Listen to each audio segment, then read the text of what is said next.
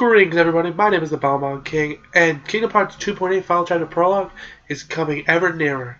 That's right, the final point before Kingdom Hearts 3, where hopefully a lot of questions are answered about many things, really.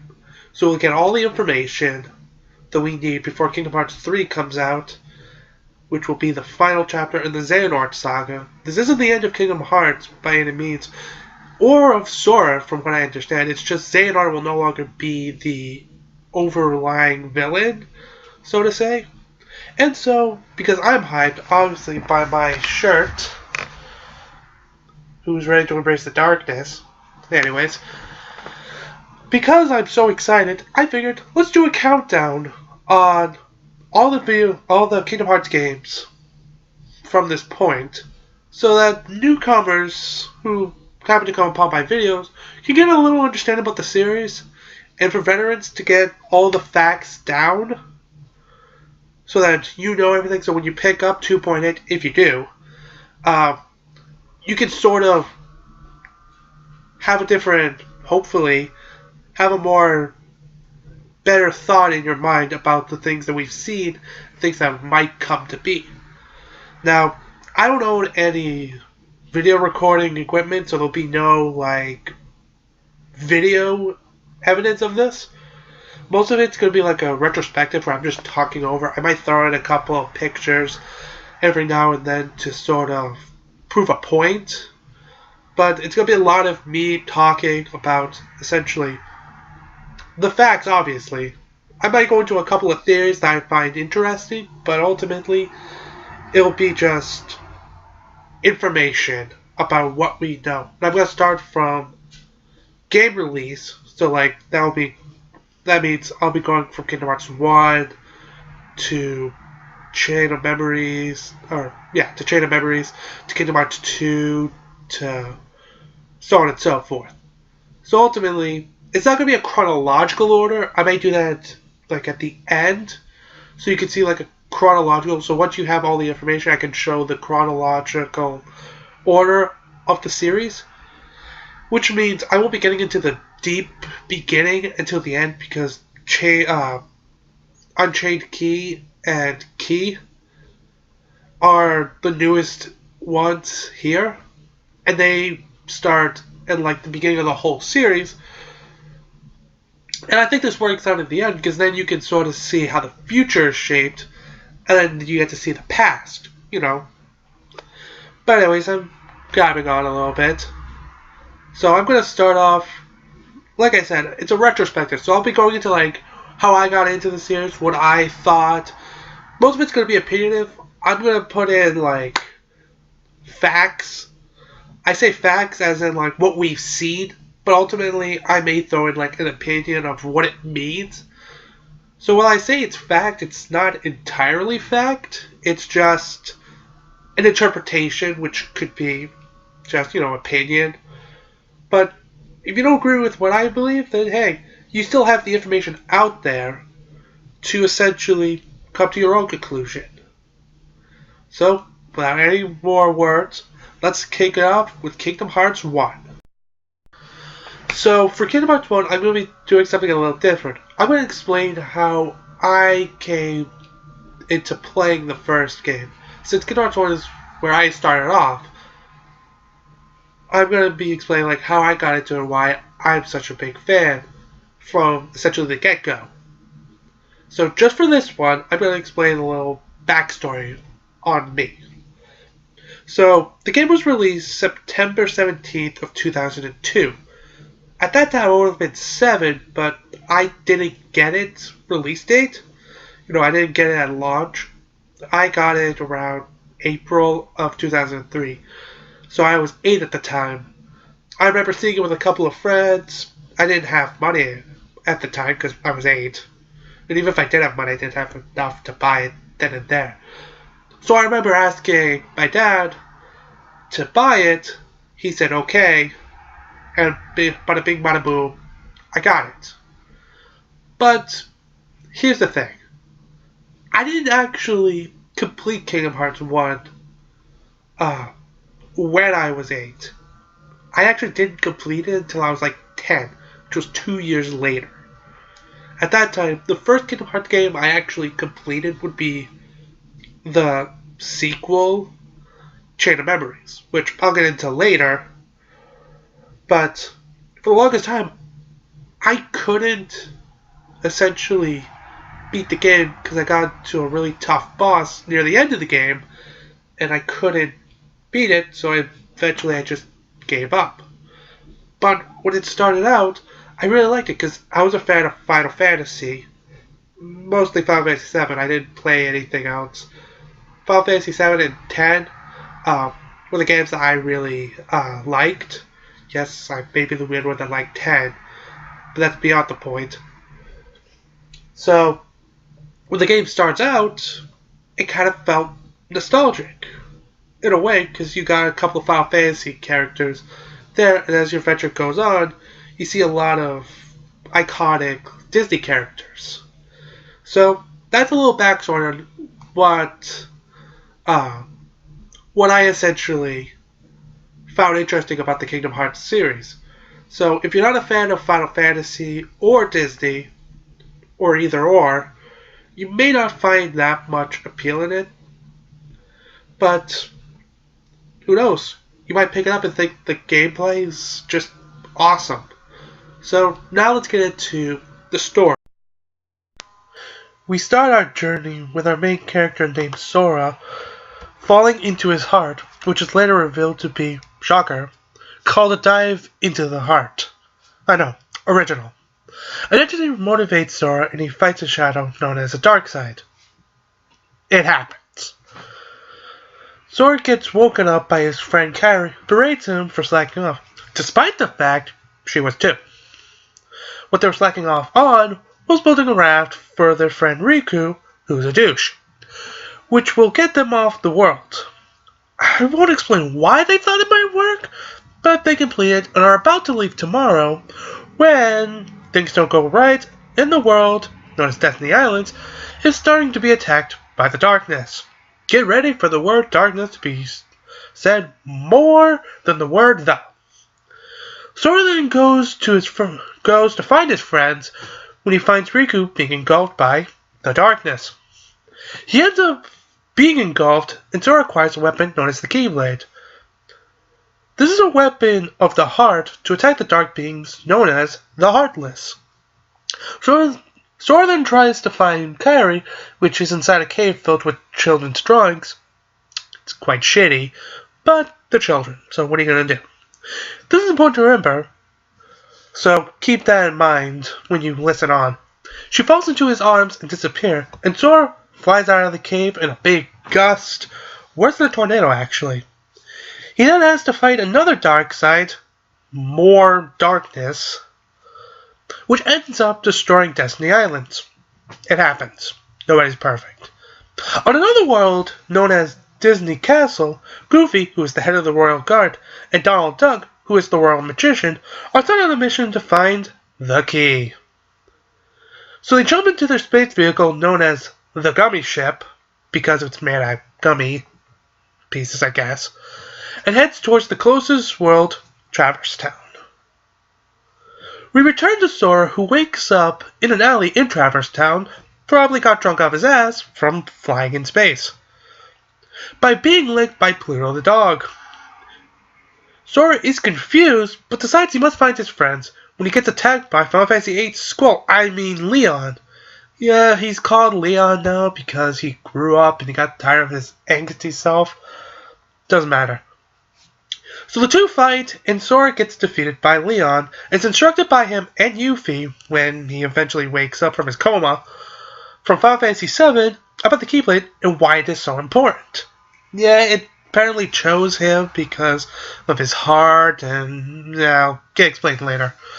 In the next room, Aerith from Final Fantasy VII is telling Goofy and Donald about their mission, and about the key and the master Keyblader and all that stuff, all that good stuff.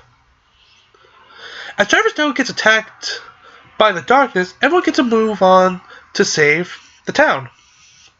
In the industrial sector of the town, Donald and Goofy, after trying to fight some Heartless, get blown away, excuse me, gets blown away and fall right on top of Sora. It's kind of hurt, especially with Goofy wearing all that armor. Ugh, could not have felt good.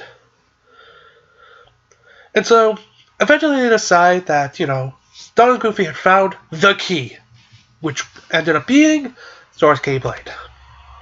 So anyways, they decide that now they gotta work together as a giant Heartless known as the Guard Armor attacks, and thus, when they defeat him, they save Traverse Town and decide to go on the adventure together in the Gummy Ship.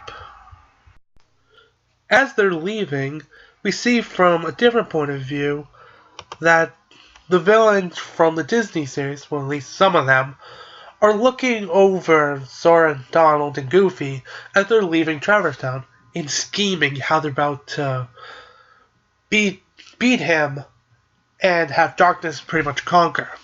Again, a lot of darkness. The story are little retellings of like the original stories from the Disney movie. For example, when you go into Wonderland, you have to stop the trial there and pretty much save Alice. When you go to Deep Jungle, which is Tarzan's world, you pretty much have to... Well, you get separated from Donald and Goofy because Sora and Donald have an argument and they crash. And it's essentially learning about friendship and all that, but the ultimate story behind it is you're stopping Clayton from pretty much skinning the gorillas, like from the movie. And when you go to the Olympus Coliseum, it's essentially just you wanting to enter the games, but Phil from Hercules is going, you're not true heroes, and da-da-da-da-da, you can't do it. And Hercules goes, okay, we'll give him a shot. Let's just give him a shot, and they eventually become junior heroes. And throughout the whole point of it is you're trying to find the keyholes to lock the world so they don't become interconnected again. So after you complete those 3 worlds, you have to go all the way back to Traverse Town because after each world you complete, you get a piece of like a warp device known as the Warp Gummy. That's why it's called the Gummy Ship. It's made of a lot of parts known as gummy. So like you get like a fire gummy, which increases like your fire power and so on and so forth. And so they have to go all the way back to Traverse Town because they need Sid from Final Fantasy VII, who runs the accessory shop there, to essentially install it onto the Gummy Ship. Because everyone's an idiot, I guess. And they can't just ask Chip or Dale, the mechanics of it, to just come down and install it. But anyway, so as Sid's installing it, the gang goes about Traverse Town to try and find its keyhole. They find it after having to ring a bell like 3 times. And eventually, like, you go down to a corridor, and that's when you face opposite armor, which is essentially just the guard armor's stronger form. It's literally just take the armor, flip where the legs should be, put them where the arms should be, where the legs should be, put the arms, and flip the body upside down. That's all it is. So they defeat it, and they lock Traverse Town. And so, as they're all doing that, the warp drive gets installed, and it's off to the new worlds through these new warp points that you have to drive off to, and you just, there you go. And so now it's a new set of worlds with their own little retelling of the stories. So, in Agrabah, you have to save Jasmine from some Heartless, as well as Jafar, who's trying to get her. And then you go to Halloween Town, which is just really no plot in there. It's just, the plot of it is just the Mad Doctor from Halloween Town is trying to create a heart. and the Heartless come through, and Jack's trying to make them, work for him through the temptation of this heart. But the true story doesn't really continue until you're flying through space and bam! The giant whale Monstro eats your ship. So now you have to work through Monstro, and that's when Sora finds Riku inside of Monstro, and Riku, being the douche that he is, berates Sora for not looking for him and Kairi, despite the fact he was.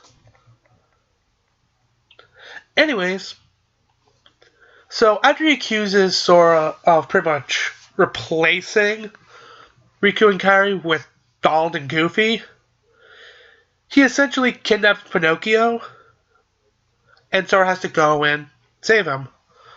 So when they get to the center, to the belly of Monstro, there's a Heartless there known as the Parasite Cage, who pretty much has Pinocchio trapped inside his stomach. After defeating the Heartless, saving Pinocchio, Riku just disappears. He's gone. Don't know how, don't know when, he just disappears. I'll go into a little more detail on what Riku's story throughout Kingdom Hearts 1 is, but I'll put that at the end. So after Geppetto is reunited with Pinocchio, Sora, Donald, and Goofy essentially leave Monstro. Because this isn't a world, there's no particular keyhole to lock, so they just leave. And so the story actually does continue in Neverland, which is the home of Peter Pan. They had revealed that Riku actually found Kairi a long time ago, and Kairi's actually in a coma. Why she's in a coma is because she doesn't have a heart. And she's unlike the Heartless, where if a Heartless steals your heart, you become Heartless, but I guess she's unique in a way. Because I'll get into that more later. So essentially she's in a coma. It's revealed that inside of Sora is Kairi's heart. Because if you remember, way back in the beginning, when Kairi pretty much got blown into Sora's arms, that was to signify that her heart was going inside him. At least that's the representation that I'm getting from it. And so, Riku with Captain Hook traps the gang down into Hook's ship, where they pretty much have to escape.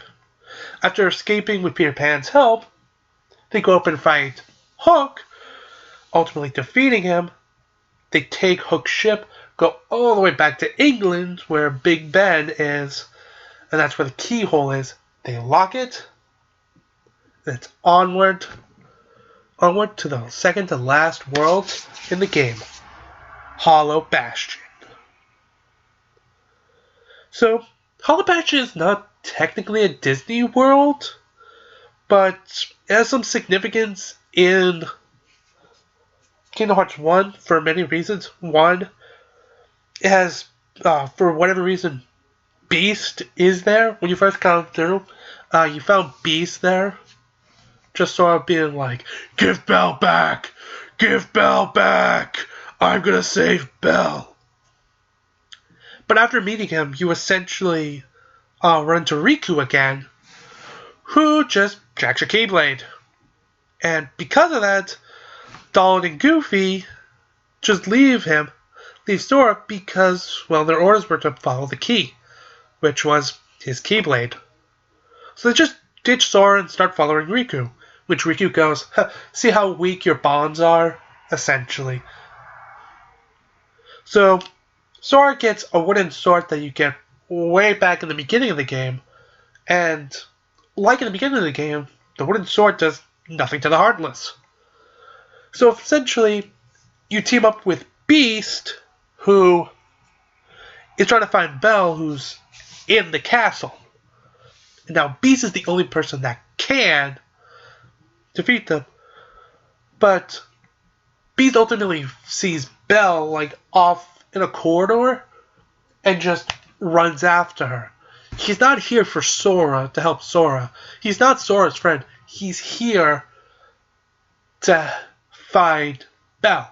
And when he does, he splits. But luckily, just up the road is actually where you see Riku, Donald, and Goofy again. That's right. They didn't go far. And so Riku just starts berating him about how he's just playing and there's a much bigger scheme and blah, blah, blah.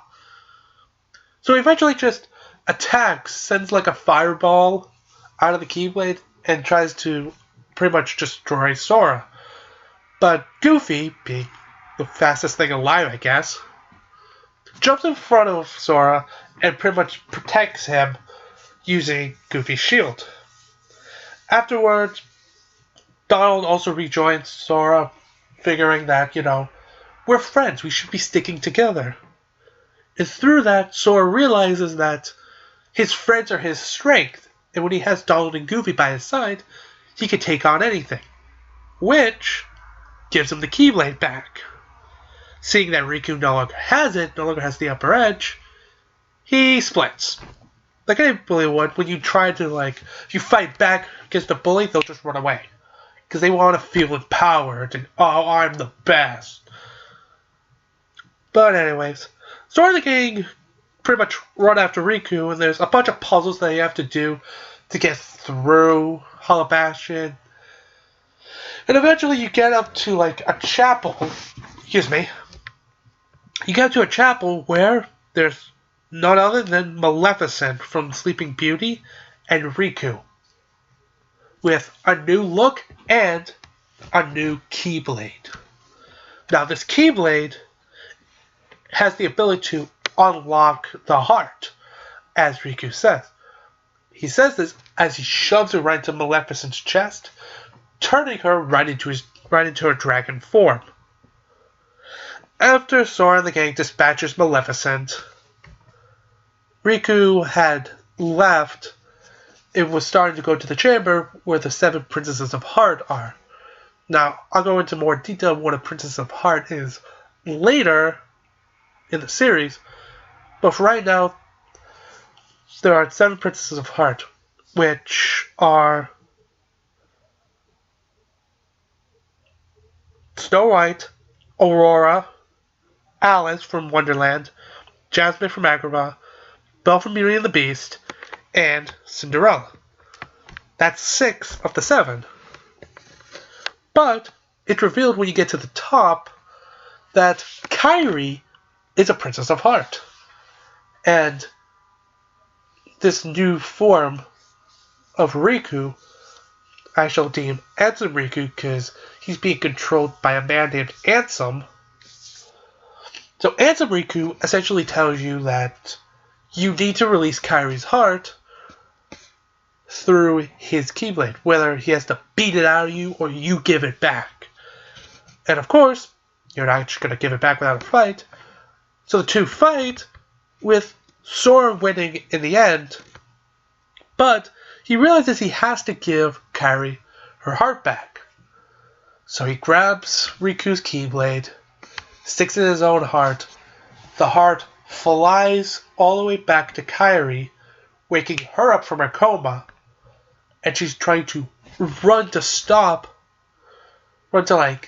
Sora, and just as she reaches for him, he disappears. But Sora's not gone for long, because Donald and Goofy leave with Kairi, and because Sora no longer has a heart, he becomes a Heartless. And so in this Heartless form, he still holds his consciousness, but now he's looking for Kairi, Donald, and Goofy. And when he finally catches up to them, it's Kairi that realizes it's Sora, while Donald and Goofy just try to destroy it but because they don't have the Keyblade, they can't ultimately destroy Sora. With a nice, loving hug from Kairi, Sora comes back to his normal state, and the four leave to go all the way back to to Traverse Town. Sorry, they go all the way back to Traverse Town, and it's revealed that due to Hollow Bastion essentially opening a gate of some sort, the Heartless are swarming all the world. So now the Heartless are much stronger. You'll run into much stronger Heartless in other places now. And the way to Hollow Bastion originally through Neverland is just bombarded with strong Heartless that you can't get through. So now we need to think of another way to get to Hollow Bastion to close the gate. And we ultimately don't have anything. So with a couple of choice words from Kairi and Sora, they ultimately come together. They have a nice touching moment, and a warp drive comes out from a hidden passage in Traverse Town, which allows them to ultimately go to Hollow Bastion. So with their new warp drive in hand, Sora, Donald, and Goofy go all the way back to Hollow Bastion, go all the way back up the castle. Tedious, I know. And Hollow Bastion is one of the largest worlds in the game, so to have to go through that world twice from top to bottom is a real pain. And there's even more powerful Heartless now, so it's very much a challenge. So they go all the way back up to where you fought Ansem Riku, and you go through the gate, and you fight the Heartless known as a behemoth, a gargantuan Heartless that you have to destroy its horn. Ultimately, Sora defeats it, the gate is closed, you lock the keyhole, and then the final world is unlocked, simply known as the end of the world. So now, seeing the end in sight, Sora, Donald, and Goofy go to the end of the world. So, the end of the world is not exactly a world, but sort of like the world's graveyard. Any world that succumbs to the darkness basically goes to the end of the world to essentially die. Each world is represented in the sky as a star. So when a star goes out, there goes a world. So now they're going through, Sora, Donald, and Goofy are going through the end of the world with none other than Chernobog, the devil himself from Fantasia. After beating him up a bit, they unlock the way down to the center of the end of the world, where they find a door. Just a door in a random cave at the end of the world, where this is the point of no return. You go in there to finish the game. So, you get pumped, you get ready, you go through the door, and you find the destroyed remains of Destiny Islands. Yeah, I don't know why it's Destiny Islands, but there it is. And you meet Ansem Riku at first, monologuing about how this world is just a prison surrounded by water. How this boy wished to leave it, but ended up succumbing to the darkness. But don't be fooled. He's not Ansem Riku anymore. He is Ansem through and through. He simply just discards the Riku body and just goes full Ansem. After dialoguing with Sora about the darkness and Kingdom Hearts and all this, you battle him. After defeating 3 phases, you ultimately defeat Ansem, who tries to call upon Kingdom Hearts, this gigantic door. He goes, "Kingdom Hearts, give me supreme darkness." And Sora just goes, that's not darkness. I know now. Kingdom Hearts is light. Door opens, light bursts through, destroys Ansem. But that's not it. You see, the door is still open. And this door is not a door to the light by any means. It is a door to the realm of darkness. And so, Sora tries to close it, but he's just not strong enough. He just does not have the strength. So Riku, from the side of the realm of darkness, starts pulling. With the combination of the four, they're able to close it.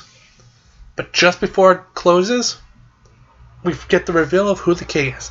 It's none other than King Mickey, who is a Keyblader. And so Sora and Mickey will lock the door. And Sora sees Kairi, who miraculously went to the island somehow. After a couple words about how they'll always be each other's heart and they'll meet again, the game ends, the credits roll. And now Sora is stuck in the realm of darkness and Kairi is in Destiny Islands. But that's not the end of our story just yet. You see, there's an epilogue. Afterwards, you see Sora, Donald, and Goofy walking down this really long road where they meet Pluto, the dog again, holding a jar with a letter with King Mickey's seal on it, which is just Mickey's head without any of the features. You know, the triple circle. They go, that must be the order from the king! And they chase after Pluto, ending Kingdom Hearts 1's story. And so that is Kingdom Hearts 1 in a nutshell. I could go into how the gameplay works and all that, but really, I just want you guys to get what essentially is the storyline behind it. I mean, there's only really one thing left, and that's just the battle with a masked person in Final Mix. So, Final Mix we did not get in America until all the way until recently in the new bundles, in the Final Mixes. So, all it really is just a battle with a character I'll be getting into the next game after that. So, I won't be getting into it until Kingdom Hearts 2. But the next game I'll be doing is Chain of Memories, since that comes exactly after both Kingdom Hearts 1 in sales and in lore.